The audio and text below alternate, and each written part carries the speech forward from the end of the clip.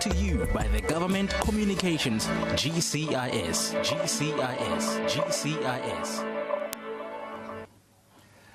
Good evening and welcome to this special evening brought to you by Presidency of South Africa as well as Government Communication and Information System. This is the second of the series of Imbizos that we are hosting together with you, Emakaya, wherever you might be looking at us, either online or on the community radio stations from all across the country.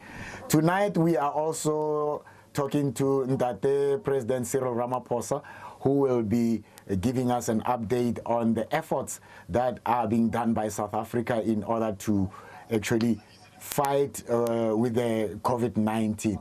So this is the second. As you remember, we had the first one 2 weeks ago. And also, if you want to engage us, let me just also inform you that if you want to engage us, you are welcome to give us a call.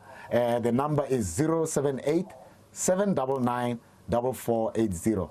078 799 4480. Otherwise, you are also welcome to give your opinion or your comment or your questions on Facebook as well as Twitter and other social media, YouTube and so on.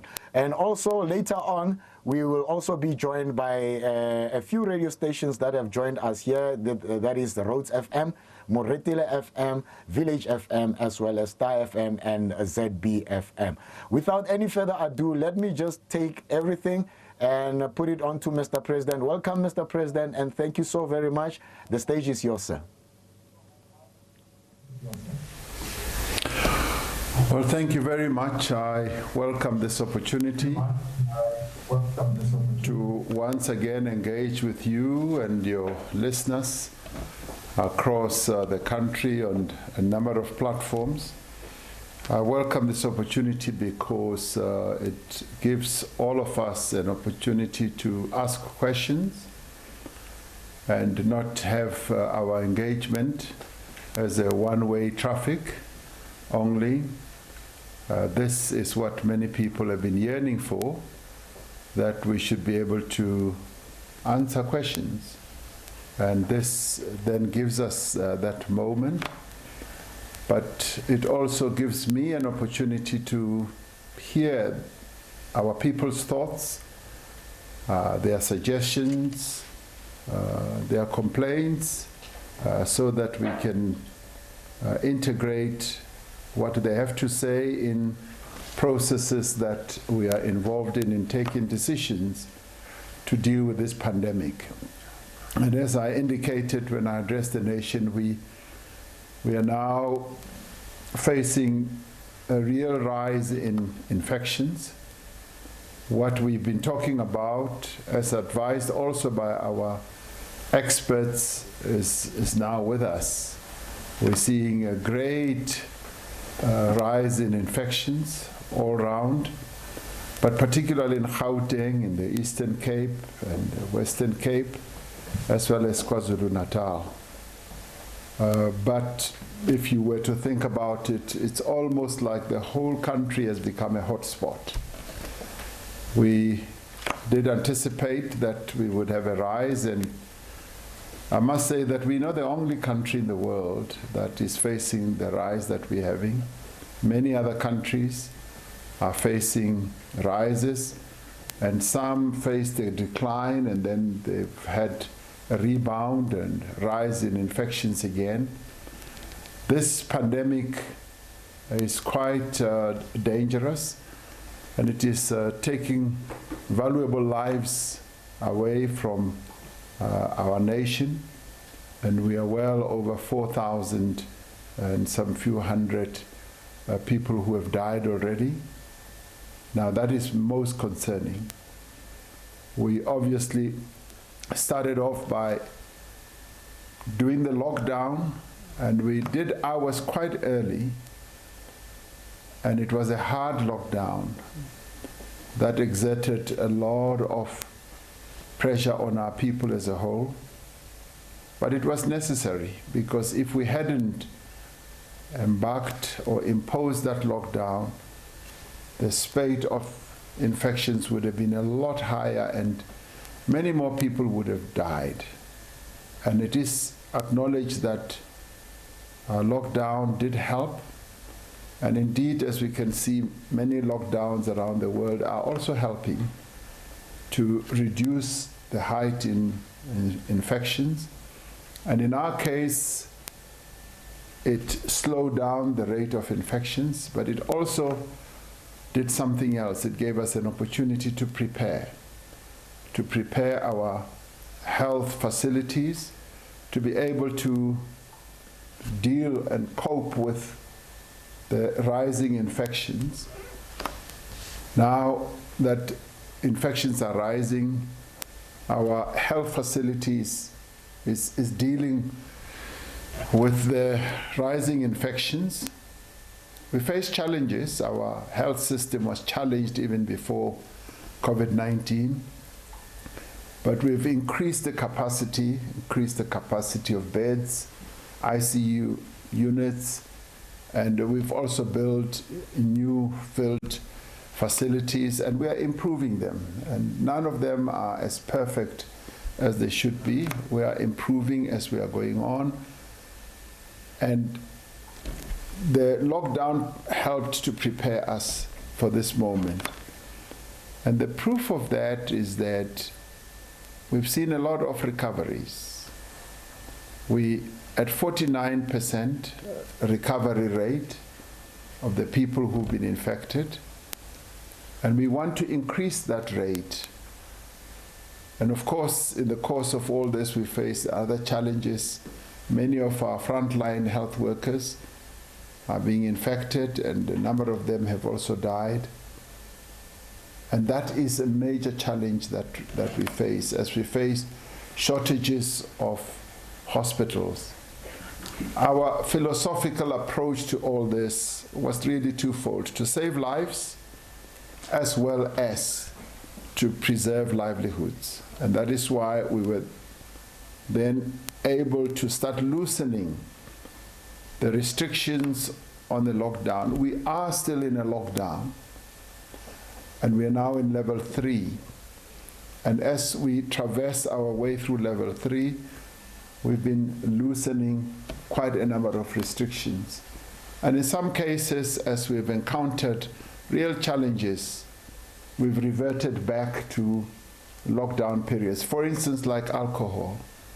With alcohol, out of the lived evidence that was given to us by our health workers and our medical advisory committee, we realized that the hospital beds that we've got are now being utilized more and more since we lifted the ban on alcohol by people who go to hospitals with trauma incidents, trauma cases that are alcohol-induced. So the National Coronavirus Command Council, as well as Cabinet, decided that let us suspend the sale of alcohol for a while. It's not a ban, it's a suspension to allow our health system to be able to cope.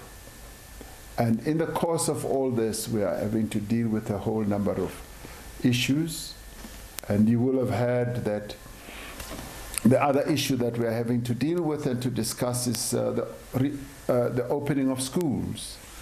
The World Health Organization has said if any country is facing a rise in infections, opening schools is not wise. That is now a matter of great debate in our country. Teachers' unions have come forward to say their own lived experiences that many teachers are getting infected and a number of learners, and they are proposing that we should close schools. It's a matter that is now being debated and being discussed with the respective organizations, and it will be given consideration to by the National Coronavirus Command Council as well. So we crossing the river by feeling our way on the stones. And sometimes we put our feet on slippery stones or rocks, and sometimes on firm ones. And we're seeking to work together with our people. The important other thing is Our main defense against this virus is changing our own behavior as citizens and as human beings. If we change our way, we will be able to have great defense. It's by social distancing, it's by avoiding as much as we can human contact, and it's also by ensuring that we wear our masks. It's also ensuring that we wash our hands on an ongoing basis. We've spoken repeatedly about the toolbox that we now have, and the toolbox is the one that can defend us in dealing with COVID-19.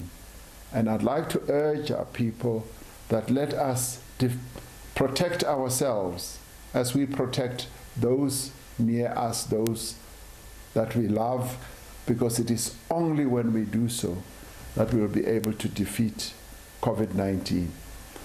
I'd like to leave it at that at the moment and hear what the questions are. The other challenge, of course, is the economic one. We've just received news that many more people are now unemployed. They've lost their jobs. We've got up to 3 million people who would have lost their jobs. And COVID-19 is having that devastating impact around the world. The United States, I would say 2 months ago, had lost 26 million, people had lost 26 million jobs. And we are now in the midst of COVID-19, and this is what we are now having to deal with, and our response has got to be robust, it's got to be pointed, so that we can protect our people as we move on. Thank you very much. That is for opening remarks, and then I'll respond to questions as they get asked. Mr. President, with a brief highlight of what has been happening with regards to the efforts by government taking effort in ensuring that we fight the COVID-19. I believe we will take 3 callers. And what I would like to ask from the callers, is that don't ask any much more than 2 questions. And also, let's get to the point so that we are able to give more callers a chance to speak to Mr. President. Do we have the first caller? All right. The number for the callers is 078 799 4480. 078 799 4480. And also, if you are on social media, you can go on to the Facebook page, the Presidency of South Africa.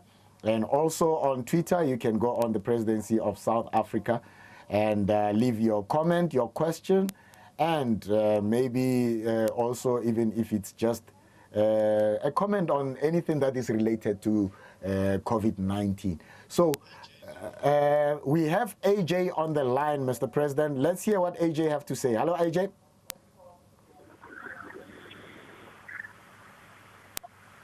Evening. Can you hear me? Yes, we can hear you, AJ. Go on. Yes, I would just like to ask a question in terms of, firstly, on the so-called cigarette ban and then the booze ban.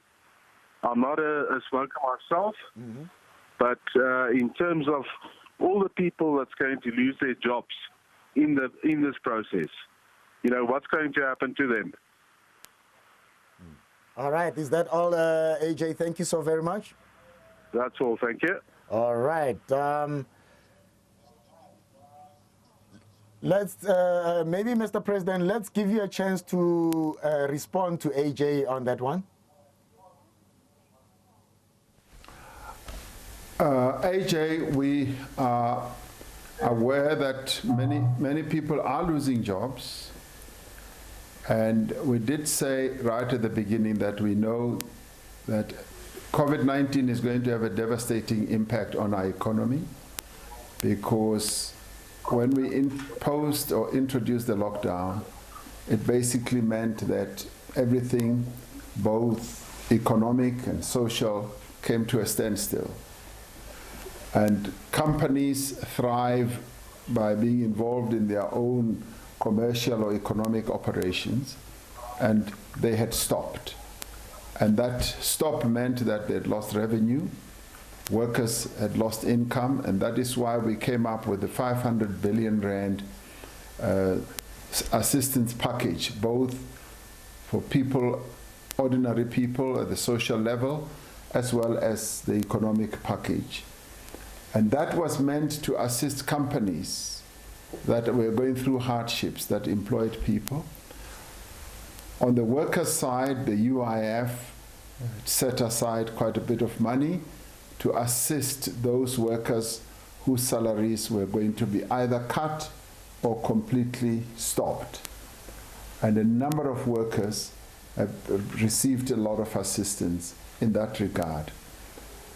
And on companies, we said that we would assist companies, and we delineated a number of sectors, from spaza shops, small, medium enterprises, right to your other big companies as well. And we put in place a loan scheme that can help companies to survive and to meet their various requirements, financial and commercial requirements. Now, in the midst of all this, of course, a number of companies will close down. We know that as it is happening all over the world. This is not just a problem unique to South Africa. We have come with plans, and we are working on plans on what to do.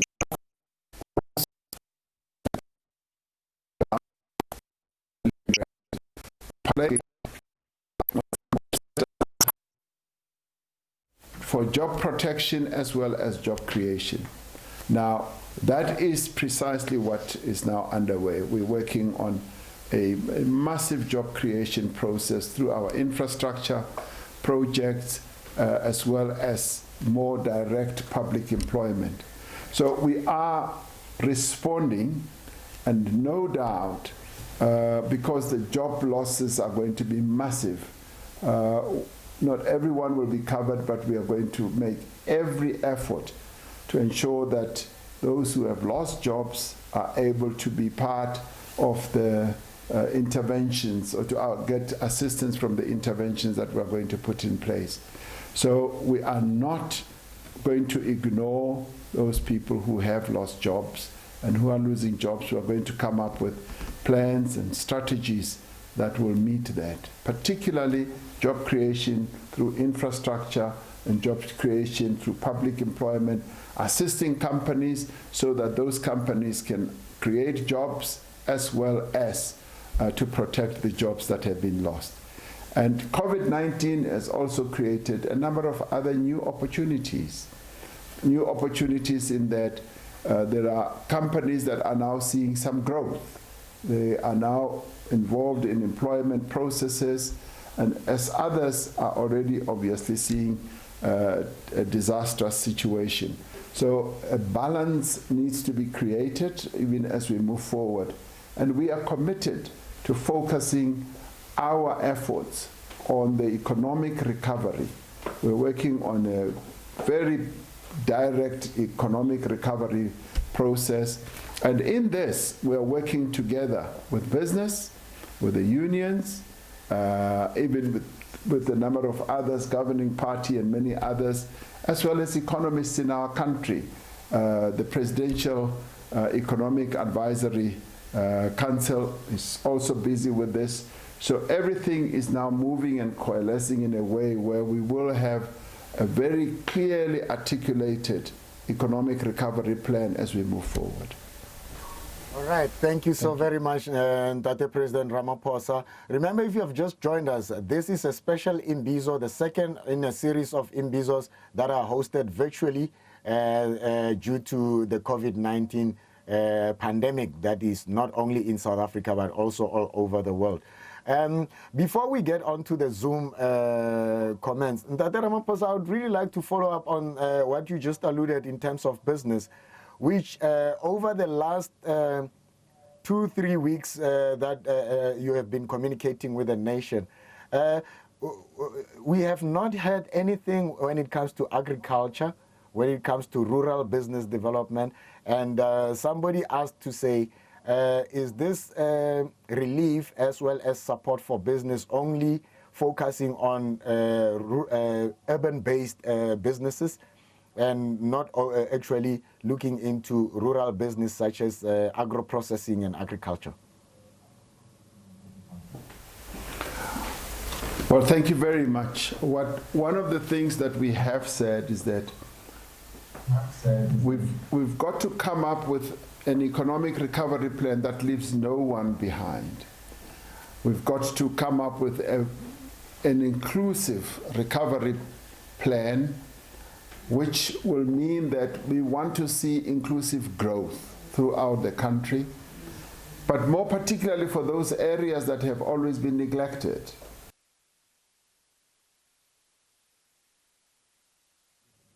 All right, we seem to have been cut off over there, but oh, there we are.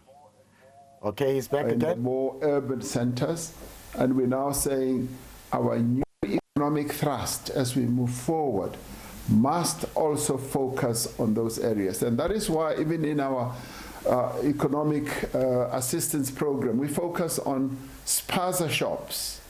Now, you've never had in the past us focusing on spaza shops on how we can assist them.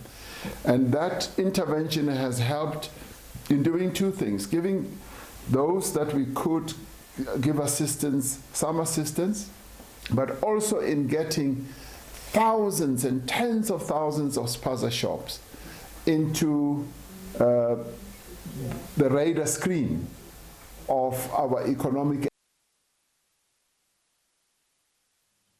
All right, we seem to be having problem networks here as much as it is very cold and the load shedding and all those, but anyway, it's all good. All right, remember you need to call us if you need to contribute or speak to Mr. President.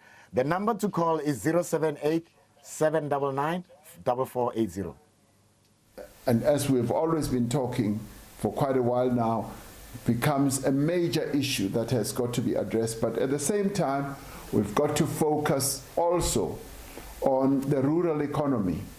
And the rural economy is a multidisciplinary type of enterprise.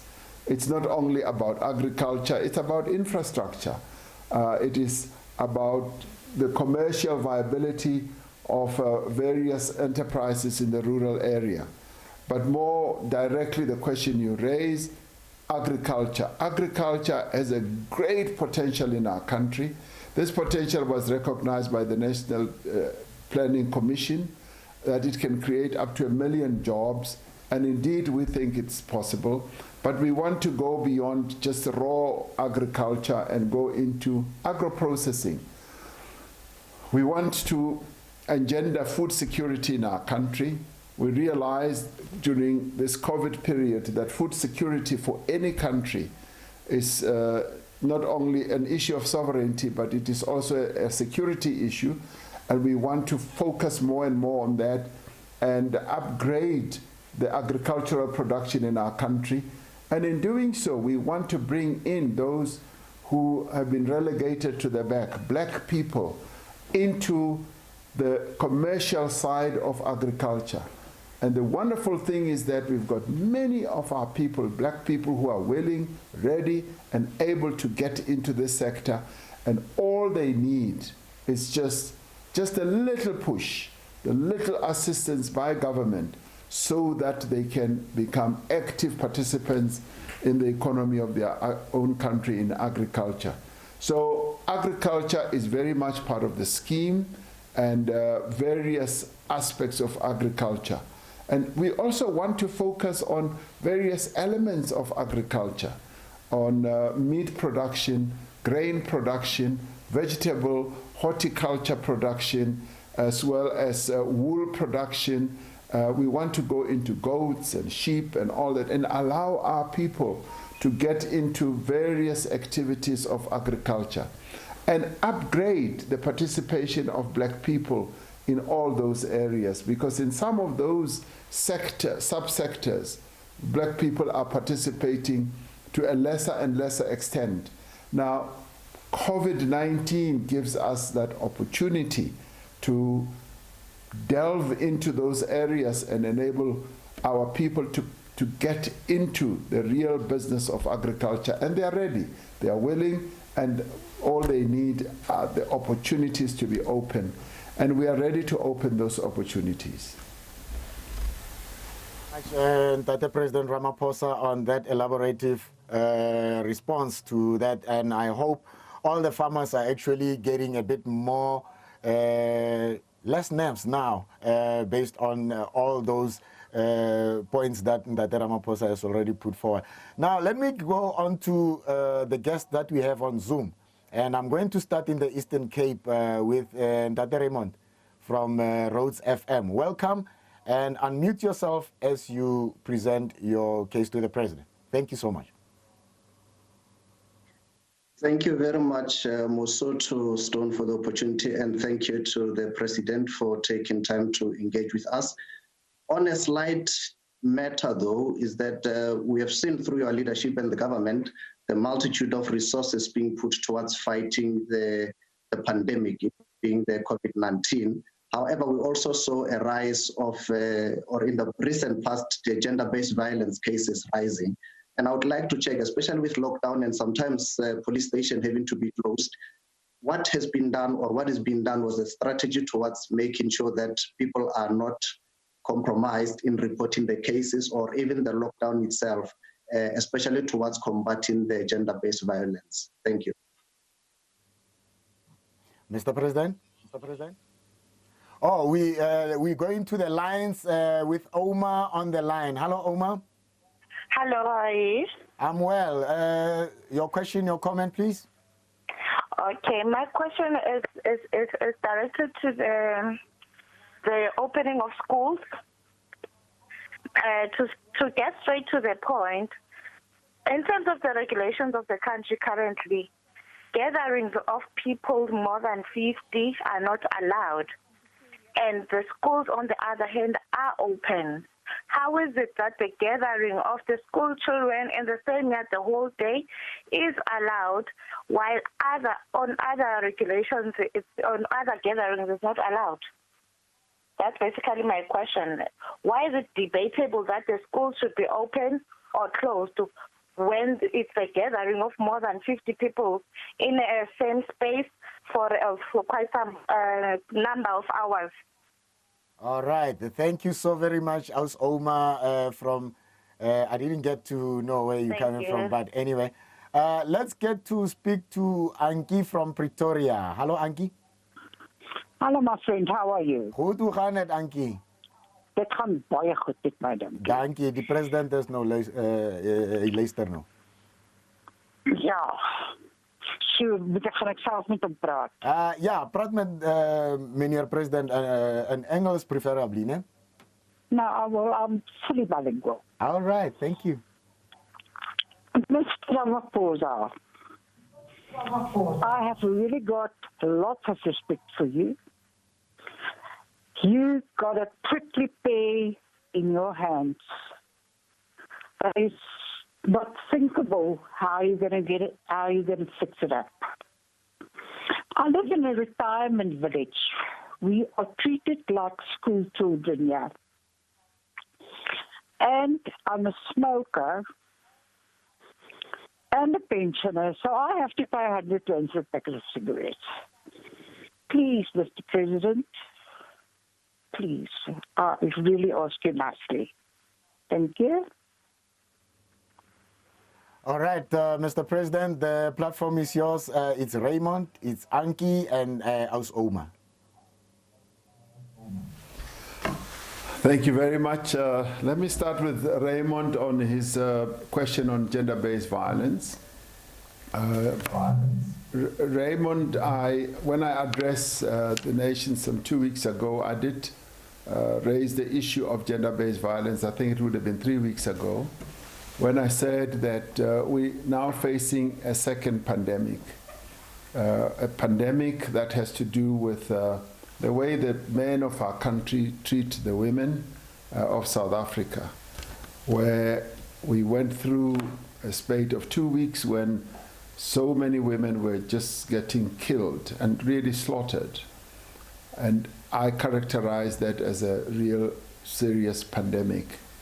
And we, during the lockdown, much as other forms of gender-based violence seemed to be sort of slowing down, but we realized that the killings of women, and indeed in some respects, the violence that was being perpetrated against women was what I regarded as completely unacceptable, and it's as a real scourge, and it's something that the men of our country should be ashamed of. At the government level, at the way we've been dealing with it since the women of our country stood up on their 2 feet and insisted that we needed to treat this more seriously, and we came up with the National Strategic Plan, which we are now implementing, which has led to great and positive changes, which many people recognize. The way gender-based violence cases are dealt with by the police, the way in which our courts have to deal with these, and we laid out quite more courts in our country, and courts that are also friendly to children if they've been violated and when they have to come and testify. And the police have been trained, and even judicial officers, and we know that we've got to do more. We've got to implement our strategic plan, and at the legislative level, I've said that the laws now need to be changed so that if a man is accused for rape and killing of a woman, they must not get bail. And once they are sentenced, we want the sentences to be stiff so that they feel the pain that they are inflicting on the women of our country. We've got to move to a stage where the scourge that is really raging in our country is addressed. But we've also said that we want the men of our own country to be more conscientized, to be much more aware, and we've got to focus on the man and the boy child, because there are attitudes that are ingrained in the behavior of men in our country, the patriarchy, where men feel that they own women, they can control women, and they can do whatever they like to women. That needs to be addressed, and it is therefore the men of our country who must stand up on their 2 feet and defend and protect the women of our country and uphold their rights and respect them. So much needs to be done on the gender-based violence arena, and I'm really dedicated to this because we've got to change the behavior of the men of our country.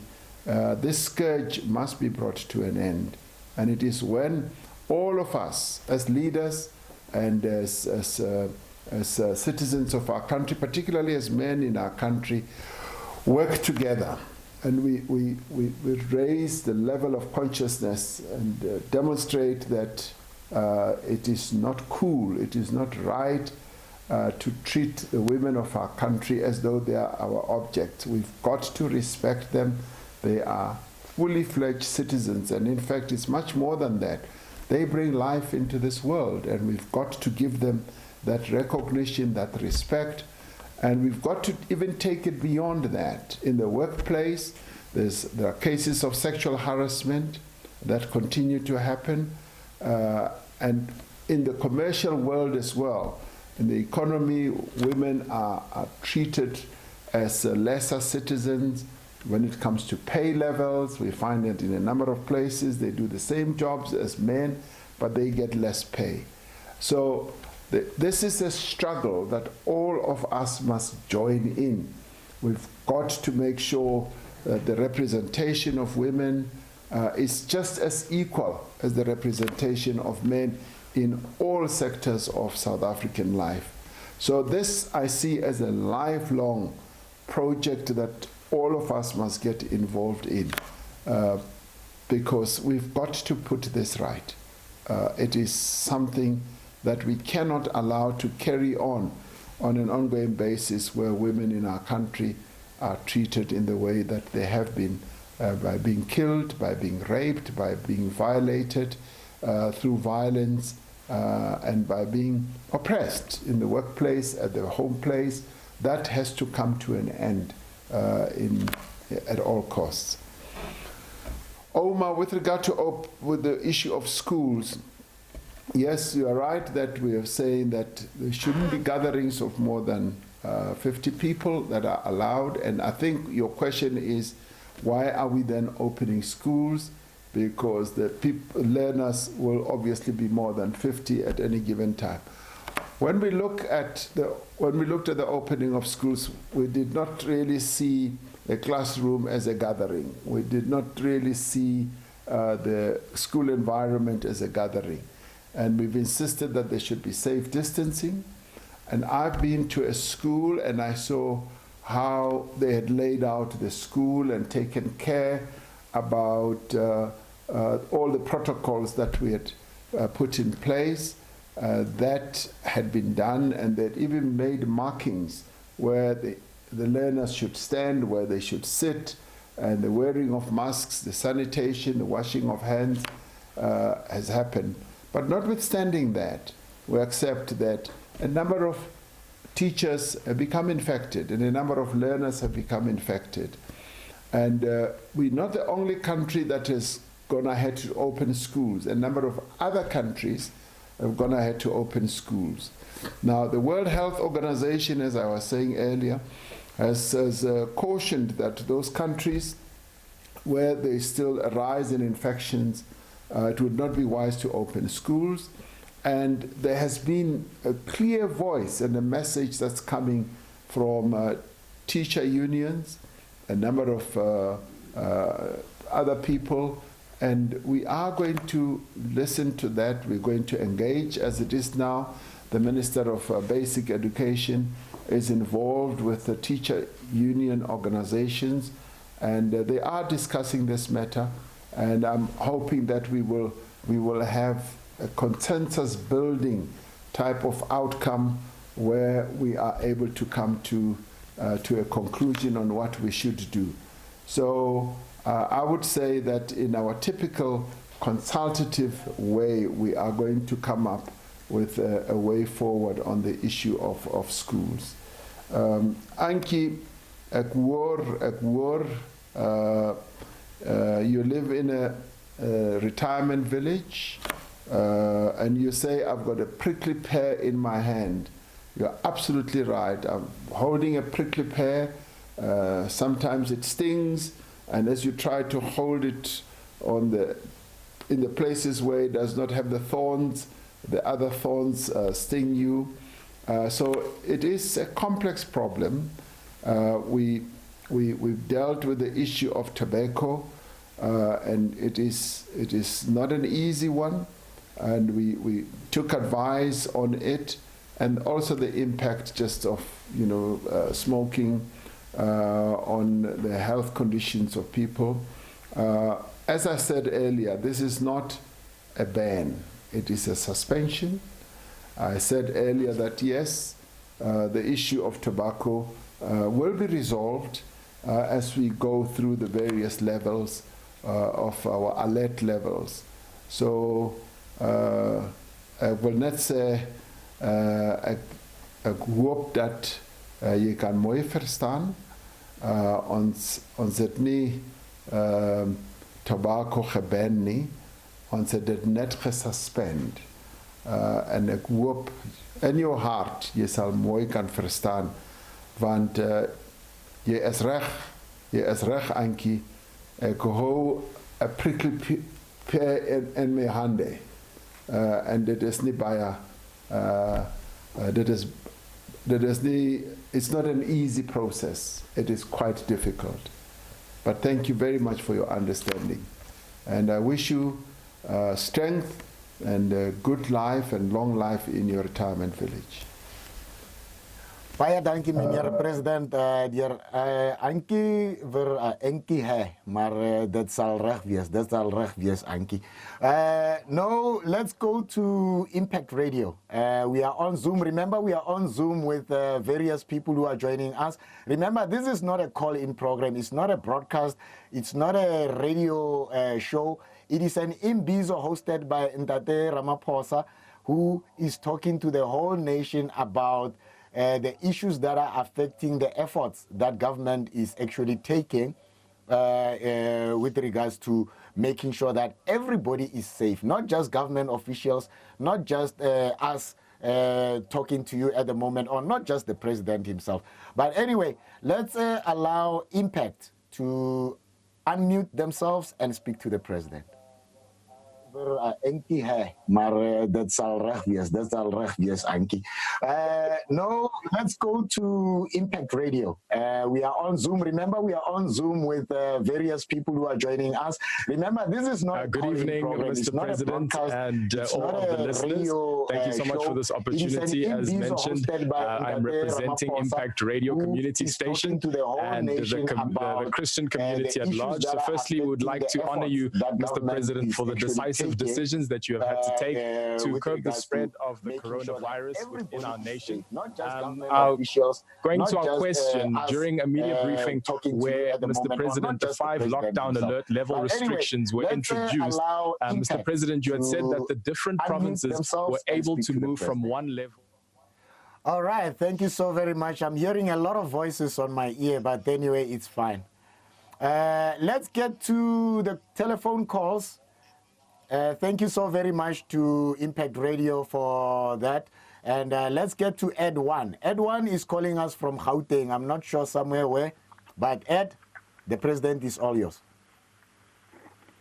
Hello. Yes, Ed, your point or your question, please. Yes, thank you for getting me through. So, Mr. President, my question for you would be, why don't you acknowledge the farm murders as what the news does? In terms of, especially within the COVID times, talking about the agriculture and having to get the people into more farms and such, to improve the economy. What about the current state of the current farm murders that's going on? Thank you. All right, thank you so very much. We're moving on to Shane from Midrand. He's our second caller. Shane, the president is all ears. Thank you very much, Mr. President. Thank you very much for your time. My question is just, with regards to your last speech, where we can't visit, our loved ones, like our family members, parents, etc. But yet we obviously also trying to accommodate our domestic workers that come to our homes, because we also want to provide them with an income so that they have food. And now seeing that they can travel on taxis that's 100% capacity, why is that allowed? Because they're obviously in contact with a lot of people, and we can't see our loved ones. I'm just trying to understand, the rationale behind that. Thank you.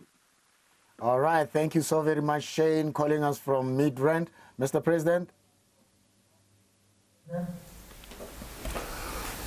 Well, thank you. The issue of farm murders is a matter that is of great concern to us. As, of course, the killings of many other people, including the women in our country. Anybody who is killed, who is murdered, is a great concern to all of us. And the attacks that are taking place on farms are issues that we are concerned about. And I was talking to officials in the police today, and I was saying we need to focus on also what is happening in a number of places, including our farms, including the various places where our people live. So it is a matter of great concern to me. And when I don't talk directly about what is happening on the farms, killings of people, when I don't talk about the killings of people in our townships more directly, it does not mean that it is something that I'm not concerned about. I am concerned about the lives of all our people. And I include all our people collectively, those who are being killed on farms, those who are also being killed in the townships, those who are being killed in our cities, those who are being killed in our rural areas. Those all are a matter of great concern. So not talking about that does not mean that one is not concerned about that. One is deeply, deeply concerned about all the people who are killed in our country. There was a question about why are we saying people can't visit their family, and yet we allow people to ride on taxis. Now, those people who do ride not only on taxis, but in trains and in buses, are people who are allowed to move around for commercial reasons. We've opened up the economy, and if you look at it, we are basically saying people who travel, who move from point A to B from home, they must either be going to a place of work, or a place where they get medical attention, or a place where they're going to get necessities of life. That is, and of course, if you're going to walk or to run or whatever, or cycle, those are the general movements that are allowed if you go to school or go for worship to church. Those are the categories that are allowed at the present moment. So we're saying the visits, the general casual visits, are precisely what we believe spreads the virus, and we want to limit that as much as we possibly can. Those who travel in taxis, we have said that obviously we want taxis to take great precautions. They must make sure that they adhere to the protocols that have been put in place. They must ensure that there's sanitization, people wear their masks, and we are also saying the taxis must also have ventilation. There must be ventilation that goes through the taxi. So they themselves have their own requirements and responsibilities that they need to abide by. So it's not yet free for all as we are dealing with COVID-19. COVID-19 is an invincible enemy, and we are saying our people need to protect themselves. It is our collective responsibility. All of us must get involved in fighting COVID-19, and we must take every step.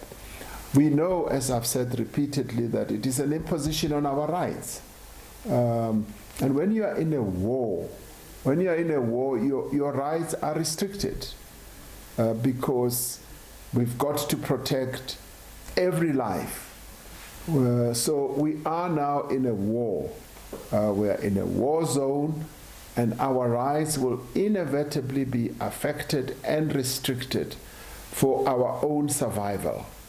And so we are saying we must survive. Our rights will be restricted, and we will not have all the rights that we've always had, because we're facing a very, very testing situation. So I would like people to understand the restriction of movement in that regard, that it is for our own protection and our own survival. Thank you. All right, thank you so very much, Mr. President. And remember, this is brought to you in collaboration with various platforms, starting with community radio in South Africa, the SABC, and social media. And so if you are able to hear us wherever you are, this is an Imbizo. It is not my show with President Ramaphosa, but it is your show with Ndate Ramaphosa, where you need to be asking all those burning questions that you have been having. And now let's move on and speak on Zoom with Impact Radio. Impact Radio is based in Pretoria in Tshwane. Impact? Thank you so much for the opportunity once again, Mr. President. I'm going to jump straight into our question. During a media briefing where the 5 lockdown alert level restrictions were introduced, Mr. President, you had said that the different provinces were able to move from one level to the next, which further reiterated your urge for everyone to take responsibility on a smaller scale and holding everyone accountable, specifically managing the spread of coronaviruses. However, to date, we've only seen direction for the country as a whole, where we are all on advanced level 3 restrictions, and there are certain provinces peaking like Gauteng and fast approaching Eastern Cape and KZN. What are the determining factors that you as our leader looks at to decide specifically on the different level restrictions and where we go as a country? And if I may, when do you foresee us moving to different levels? Looking at Northern Cape, as of yesterday's statistics, they only account for 0.5% of the total percentage of coronavirus infections, yet they are grouped together with the country as a whole in terms of the current restrictions. Thank you. All right, thank you so very much. That is a comment and clarity question from Impact Radio. Thank you so very much. Let's, before we give Tate President the opportunity to respond to that, we get onto social media, and we seem to have had a lot from Twitter, but I will just take 2 from Twitter as they are. I'm not going to try to modify anything. At Sipo Bots on Twitter is saying, what was the reason for the hard lockdown in March, Mr. President? I would like to believe that he is trying to say why there was reason level 5 and now level 4 and then level 3. And the other one on Twitter as well is Ben Pula. Ben Pula is saying, it looks like COVID has already peaked in the Western Cape. Will you be applying all regulations nationally, or will there be a provincial approach for each province? I'll leave it up to that and give you a chance, Mr. President, to respond.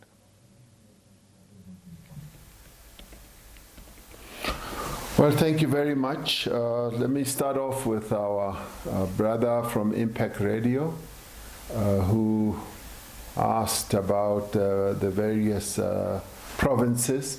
We did say that we will have a differentiated type of approach.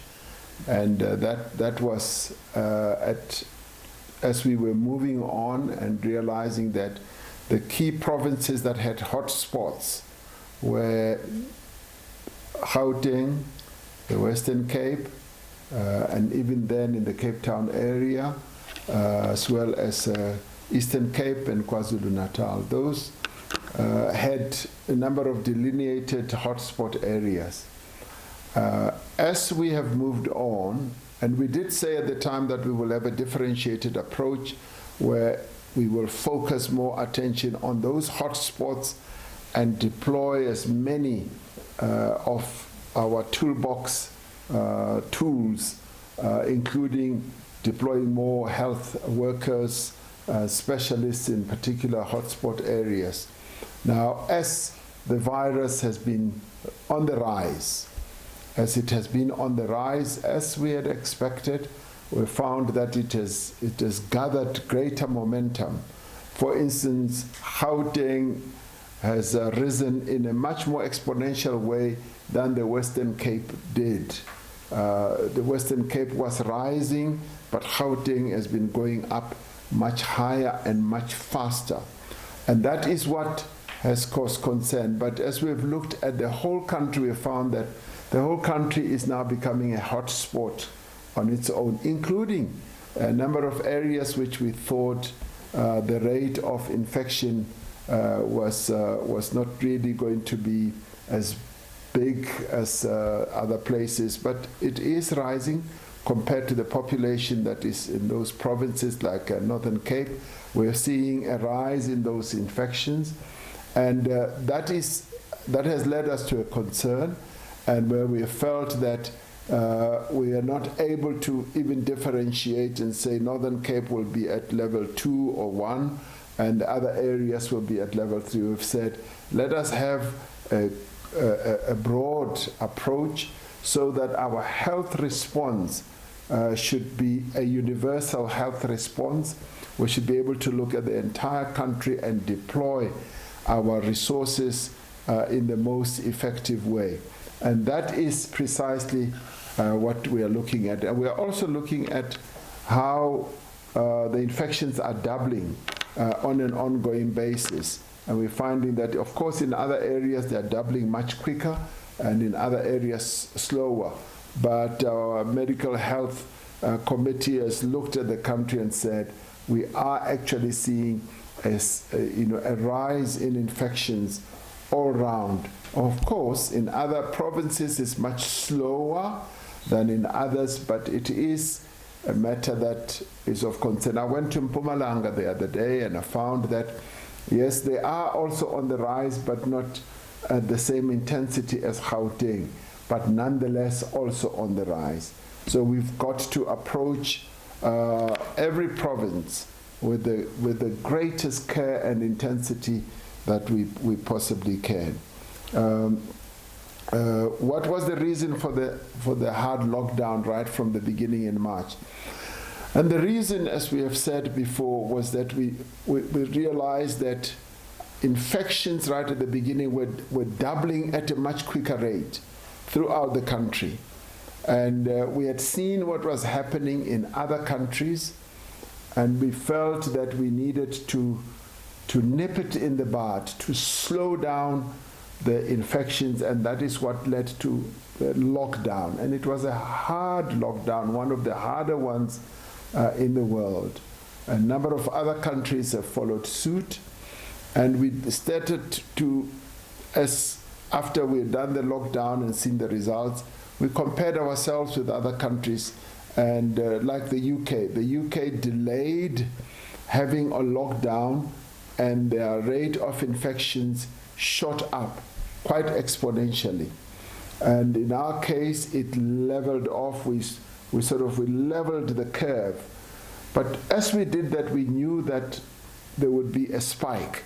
But we needed to be ready. We needed to have the hospital beds, our health system to be properly ready. And we believe that we have benefited from that. We've benefited to the extent that the rate of deaths that we have is much lower than the other countries have seen. We are at 1.5%, and other countries are at 4% and more. So we are still at the lower level, and we hope it stays that way. And hence these other measures to try and slow down the rate of infection. We have seen that by imposing lockdowns, we are able to slow down the rate, although we are not able to stop the coronavirus completely, because it will only really be stopped when we have two things, either a cure or a vaccine. That's precisely what we have done. The Western Cape seems to have peaked. Yes, it is already showing us an indication that the Western Cape indeed has reached a peak and is beginning to level off. We don't have full evidence of that yet. We will see as the next weeks come, as the next weeks go. Now in Gauteng and others, the rise is going much higher. So we believe that we should continue. We should continue to have the measures that we've got, even in the Western Cape. We must not slow them down. And what they are doing is actually quite fantastic, because having reached a peak a little earlier, we're then able to level it off through the various measures that we are putting in place in other provinces as well. So we're learning a lot of lessons from the Western Cape experience, but at the same time we've got to, on a universal basis, treat this virus more seriously and employ the various measures and the tools that we've got. Thank you. Remember, this is a way for the public to speak to the president about concerns, not only concerns, even something innovative that you're doing that is actually fighting the COVID-19. Because we seem to be talking more about what we're concerned about. We'll end up probably passing away out of heart attacks and all those things. But anyway, that is not for me to facilitate. Let me facilitate another contribution that is coming from Northwest, Star FM. Dumela Star FM, and unmute yourself as you contribute your question or comment. Dumela Ntate Msotho, good evening, Mr. President, and thanks for the opportunity. Mine is on this issue of the money that is set aside to fight the unemployment. I just want to know which strategy or what strategy is going to be used to ensure that the budget itself is purpose. Because the government leaders normally on previous years mentioned the budget that is going to deal with unemployment rate, but still, even now, South Africa have a huge number of unemployment. That's number one. Number two, the issue of schools where unions, teachers' unions want the school to be closed. How is government going to respond on that? Because it seems like unions like SATU and others like COSAS, they feel like it's so uncouth to proceed with the 2020 academic year. Thank you. Thank you so very much. That is a contribution from Star FM. Star FM is based in Klerksdorp, province in Northwest. And now we're going to Pere Tseusengangata. Tsepo.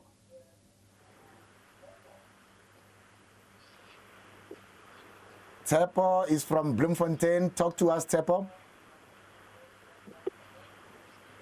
Morana Tsepo, Okabua Lerona. All right, it seems like we have lost Morena Tsepo. It would have been very nice to speak to somebody outside of Gauteng and Northwest. But anyway, let's get back to Gauteng. Yes, I can. Tabiso. Yes. How are you doing, my brother? Please speak to Mr. President straight with your comment or question. Hello? Tabiso. Hello. My name is Tosom Dao, a student grade 12 learner. So my question is that why don't the Department of Education stop all the grades, only allow grade 12 to go to school? Because if we check grade R, they're going to grade 1 next year. So that means that they are not adding a value or something. So can the Department of Education allow grade 12s only to be the one who are going to school and participate, so that they can go to university next year? Because this other grade, I don't see their importance of going to school or passing and moving to another grade. So they can get condoned. Even at the grade 11, they can be condoned next year to grade 12. So I'm asking that why don't the government allow grade 12s only to go to school and then close the other grade? That's my question. Thanks. Thank you so very much, Brataps from Tembisa. I believe Tsepo Bloemfontein is back. Tsepo? Yeah, my question to the president, I actually got two questions. Number one, what is the government actually doing with regards to the sales of illegal cigarettes? Because we've seen lately there's been too much high sales of illegal cigarettes in the townships, and people have lost their jobs, those who are producing the legal sales of cigarettes. But what is the government doing with regards to the sales of cigarettes in that's happening in South Africa. And second of all, following that, we've seen a problem with the credit facilities like your clothing stores, whereby we see that in times where people have lost their job, but they're still putting pressure on people to make payments, whereas the government said that they have introduced relief funds to those companies, but we've seen them actually threatening to even blacklist the people in this time.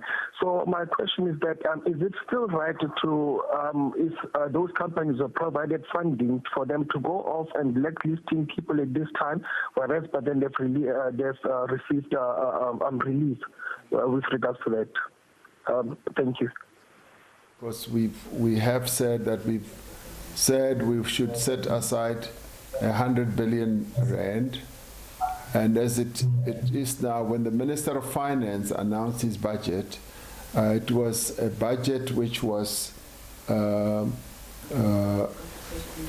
reprioritized, and part of that money was made available from the reprioritization. And in October, when he does his medium-term budget statement, there will be the full amount. But in the meantime, the plans are being put in place, particularly on the infrastructure side. Infrastructure is going to unleash quite a lot of economic activity because we've got projects that are ready, what we call shovel-ready projects. We've also got projects on the public employment side. We're going to recalibrate what we call the EPWP to ensure that we've got a much more robust public employment process. So all that is being done, and it's part of COVID-19. We're not going to be waiting until COVID-19 is over, because we are in the COVID-19 era, if you like, and we've got to embark on processes that are going to address COVID-19 economic devastation right now. So the money that is going to be put aside will be put to good use. And all that is going to be well spent without wastage, and we will make sure that every cent is put to the use that we intend it for to create and protect the employment that we want. The schools, you wanted to know how are we going to respond to the demand that has been put forward by the school, the teacher unions. We are engaging them, as I said initially. We are listening to the concerns that they are raising, and it's all the key role players. It's parents, it's the teacher unions, and we've got a few teacher unions in the mix. It is also student organizations, like COSAS, who are the key organization for learners. So we are listening to all that, to all those key role players, SASCO and the rest of them. So we are paying heed, and we are going to have a discussion with all of them, and thereafter, once we've developed consensus, we will then be able to reach a conclusion on what needs to be done. I think it was Tabiso, who is a learner. He says he wants to know why have we focused on other grades other than just focusing on grade 12. His argument is grades like grade R and the other grades are inconsequential. The one that matters most is grade 12, because once they go through their studies, they have to go to university or college. When we looked at the issue of reopening schools, and we did so after listening to parents, after listening to the learners themselves, and after listening to a number of other organizations, including teacher organizations, they basically discussed the whole matter. And including the Department of Basic Education, and by the way, Department of Higher Education and Innovation as well. When we listened to all of those, they said schools should be opened. We should focus on those classes that will open up space for other learners to come in. So it was grade 7, because those learners then go to high school once they have passed. Grade 12, because they go to university or to college or into job situations. So those were the ones that we felt we needed to start with. And even then, it was really so that we can learn a number of lessons about that, because we needed to make the classes smaller, so we needed more classroom space. And so therefore, those are the years that we did not want to lose. Grade 7, the academic years, that is, and grade 12 as well. And now we felt that let's open grade R as well, because they open up space for those who are going to be coming into school. But then again, the good point that Tabiso makes, that maybe focus only on the grade 12s, because you can then spread them into various classes, like I saw when I went to Mpumalanga, to Cyril Clark Secondary School. They'd spread them up into up to 5 or 6 classes, the grade 12s. So that takes a lot of space, but that was the best way in which you could have social distancing.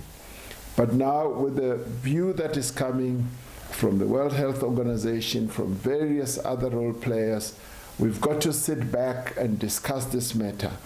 And to sit back in a way where we look for solutions. It's not to sit back for finger-pointing purposes and point at each other and say, you are at fault, and also listen to those who say, don't close. Some of the learners that I came across, they said, President, we want to come back to school. We are tired of being at home. We want to be in class and to learn. So their views also need to be heard. But we also need to hear the views of the parents, the unions, the student or learner organizations. So it's a combination, and hear the views of the community at large and a whole number of other organizations. So we are going to be doing that in the course of the next few days. Once we have done so, we will then assess what we have heard and also discuss it with our medical advisory committee and come to a view in the light of what the World Health Organization has said. So I think we will come to a very good and positive end, and it's an end that will be all-inclusive without, pointing fingers at anyone, because as we got to where we are now, it was also an inclusive process.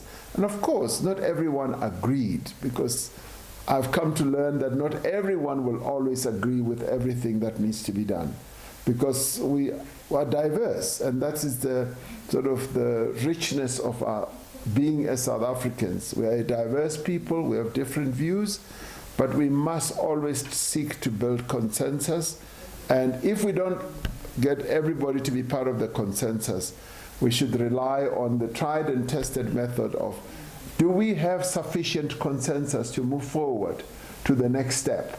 And I believe we are now going to build sufficient consensus to be able to move to a solution that will be all-inclusive, all-embracing, even if not everyone will embrace it. So that is how we are going to move forward on this issue.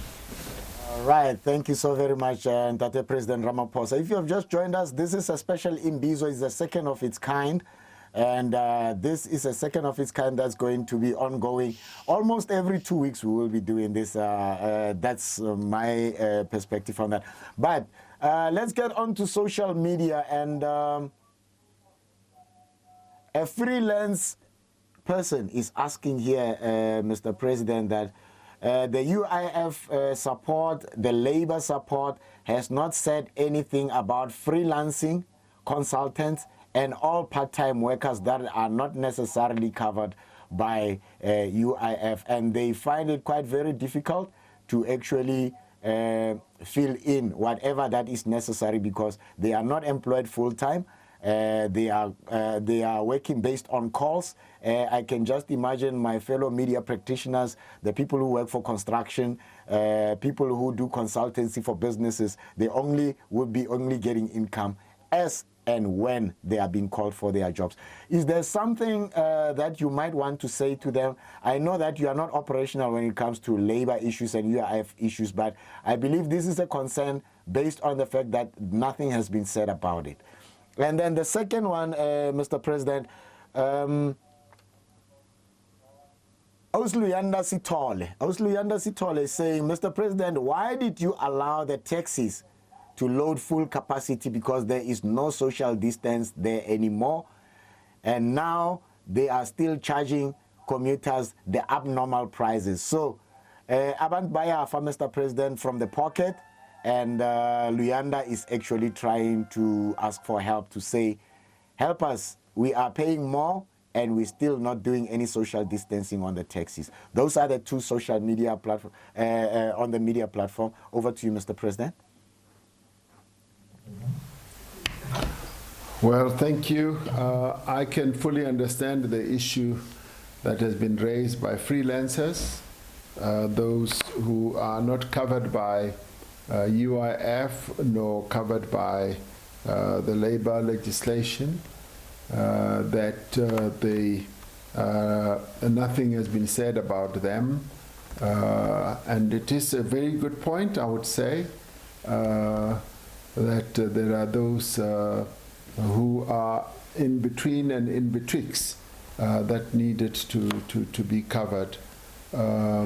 And I think there would be a provision that should be able to address that.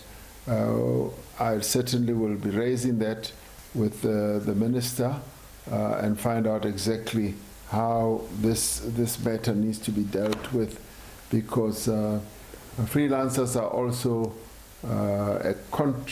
they also contribute to the economy of our country. And I'm sure that they also pay their taxes.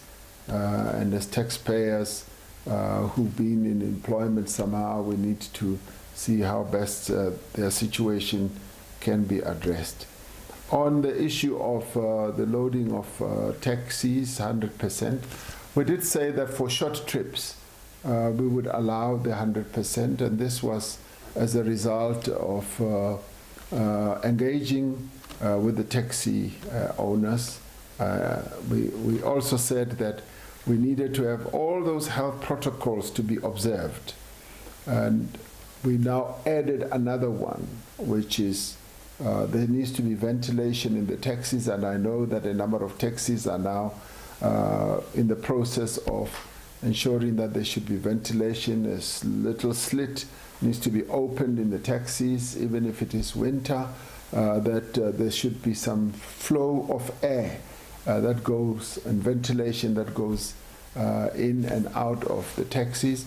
And that in itself will help as a further protection, because it's a confined space with more people in it, but if they've got their masks and they've sanitized, it helps. And some taxis, I've come to learn, also have screens. They've installed screens so that the passengers at the back are not able to infect the passengers in the middle, and they've installed those plastic screens, which to a large extent helps, and the ventilation is also going to help. And it is for that reason that it was felt that we should allow that, but it is also on strict conditions. And the issue of the payment, where people are paying more, I think it's a matter that needs to be taken up, because by allowing 100%, we should also be saying that the issue of pay is a matter that the taxi industry needs to look at and to be alive to. So, good point that has been raised there. We want to insist, though, that the health protocols need to be observed. at all costs. They have an added responsibility. They are not allowed to load anybody who is not wearing a mask. Because if they allow people who are not wearing masks, they will be in trouble themselves. So they have an added obligation that they may not load anyone who's not wearing a mask. Because the issue of wearing a mask, it is now mandatory and compulsory. Every South African, when they go out in public, must be wearing a mask. And as I've said, that we will no longer accept an excuse that says, no, I don't have a mask, I don't have money to buy a mask. Everybody wears some clothes of one sort or another, and in our repertoire of clothing, we will always have some cloth that we can put over our noses and our mouths, and we're saying that is precisely what we need to do. So everybody, therefore, in our country, when they are in public, must be wearing a mask. And that is done not only for your own protection, but it is also done for the protection of others, because we should not be spreading the virus. And of course, washing our hands regularly. And people now need to be measuring how many times did they wash their hands. Because sometimes you can go through the day without, washing your hands. And we're now saying wash your hands regularly, sanitize regularly. And we've also placed an obligation on the managers, the owners and controllers of various facilities. It could be a taxi, it could be a shop, it could be a school, it could be a building where you work, it could be anything. We say those who control must make sure that you wear a mask as you come in and you sanitize as you come in. And that is the only way that we can protect ourselves. Thank you very much. All right. Thank you so very much. If you have just joined us, you are quite early for the next Imbizo, but otherwise, for now, the last few contributions that we have, we're going to give to Village FM, which is based in Matauko, Northwest. Village FM, welcome, unmute yourself and get straight to the point. Thank you very much, Mr. Stone. Mr. President and our fellow colleagues there, I would like to ask a question here. Village FM is broadcasting deeply in rural villages of about 120 or 150 villages. Now, where we find ourselves, there are clinics that operates from, or that opens from 7 o'clock in the morning, and they closes at 3:30 in the afternoon. So, Mr. President, my question is, how will the government assist us in these various villages so that clinics can operate from 24 hours and not from 7 until 3:30?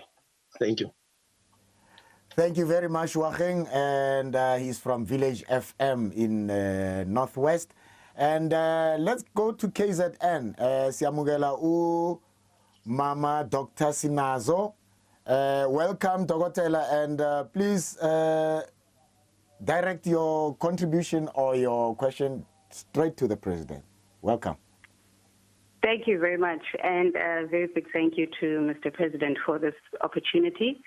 I think my question is related to the thresholds that the government would deem necessary to suspend the academic year for both basic and higher education. And this is in light of both the numbers that the President has given us as to how many people are contracting or testing positive for the virus, and that was 500 per hour on Sunday, as he communicated with us. So I just want to find out at what point would the NCCC deem it necessary to sacrifice this academic year in view of the high levels of community transmission that we are seeing, and also in light of the fact that despite that the World Health Organization has recommended that young people may not be presenting with extreme symptoms, they may be transmitting it to their older parents, their grandparents, who may not have the same levels of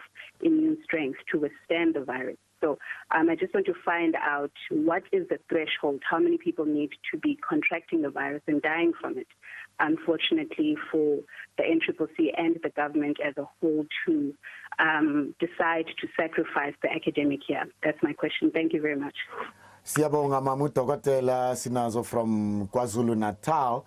And maybe let me just take also the last question before I give Mr. President the stage to respond to all that. It's from Greg Salter at Greg Salter JHP. He's saying, Mr. President, do you fully agree and support Mr. Tito Mboweni, who is the finance minister? Do you support his proposal for structural reforms? And if so, why is implementation so slow? As we have acted with speed against the virus, isn't it the same needed with respect to creating conditions for economic growth? Mr. President, I will leave it to you, sir. Well, thank you very much. From Macau, representing a number of villages there, he asked the question, how can we assist the clinics in the villages that are currently opening from 7 up to 3:30 to open for 24 hours? That is a very, very good question.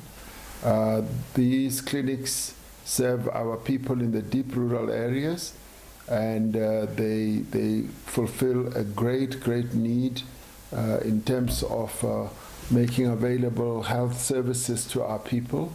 The question is really revolving around personnel that we could have, and he raises a very important question, particularly during the period of COVID-19, that shouldn't we also be focusing on extending those hours during COVID-19? And I guess it's a matter that we need to address. We need to look at and see the extent of the availability of our officials. And it fits into the broader question of the national health insurance, because through the national health insurance, these are some of the issues that we specifically want to address and to solve. So it is a matter that I would like to see addressed.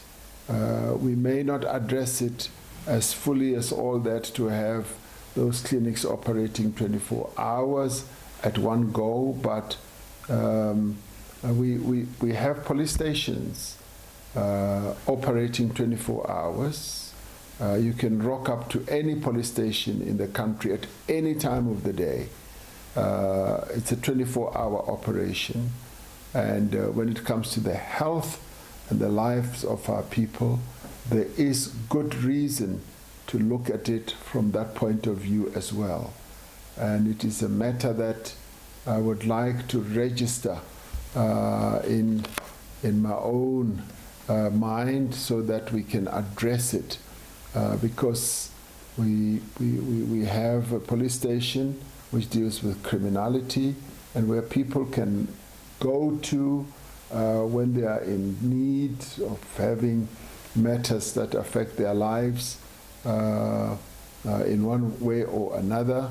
And when it comes to clinics or health facilities, we don't find the same treatment. Thank you very much for raising it. And I take it as a great suggestion. It's a matter that I would like to see us address. Because in the end, it really revolves, as I said, to NHI, but also to the health of our nation, the extent to which we need to pay attention to having a healthy nation so that there should be access. Access to health facilities should be available. People should not have to travel long distances to get health care. But I want to say thank you very much for raising that. It's a matter that I would like to see addressed.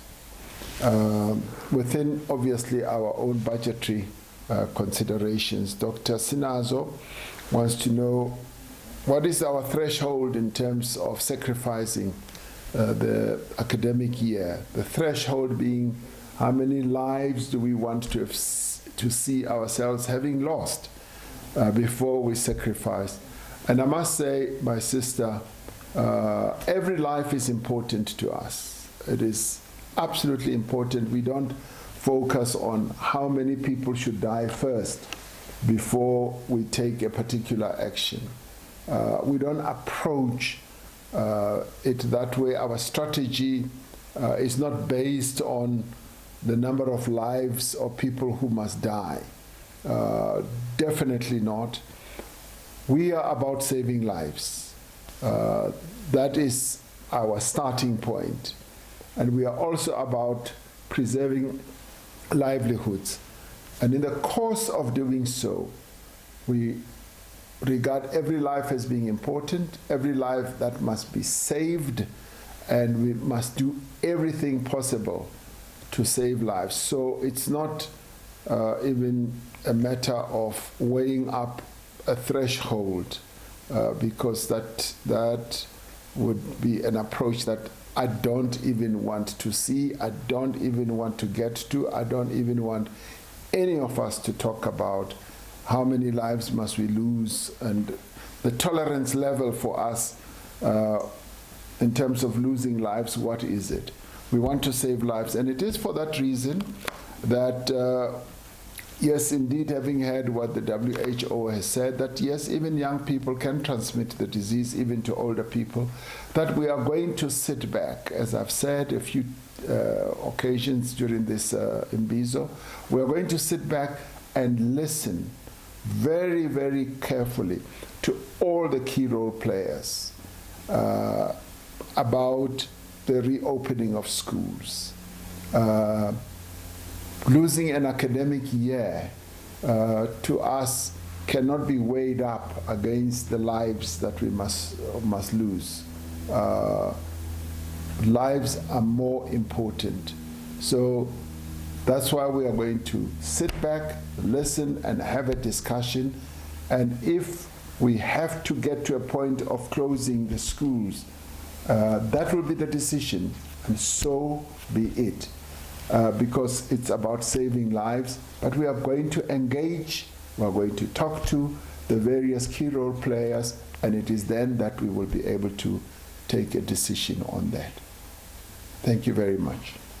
President Cyril Ramaphosa, let me thank you very, very much for gracing us with your presence on Twitter, on Facebook, on our headphones, on our tablets, on our television sets, and thank you so very much for elaborating on some of the issues that people had concerns and as well as those that had questions on. Thank you so very much, sir. Thank you so very much, sir.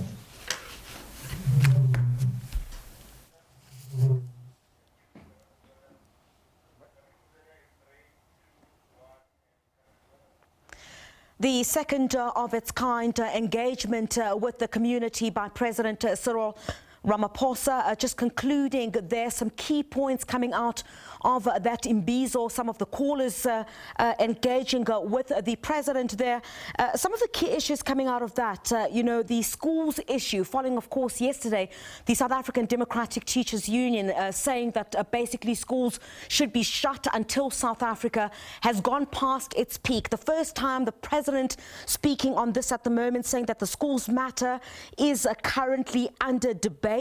It's being debated with all stakeholders, and him saying currently losing the academic year is not of concern, but the loss of lives is of more concern to the government at this stage. So a critical one being made by the president there, by mere virtue of the fact that it seems that government is willing to again sit around the table, of course, following quite a number of concerns that have been raised by the Democratic Teachers Union here in South Africa, as well as parents and teachers, as we continue to see the number of cases rise since the reopening of schools.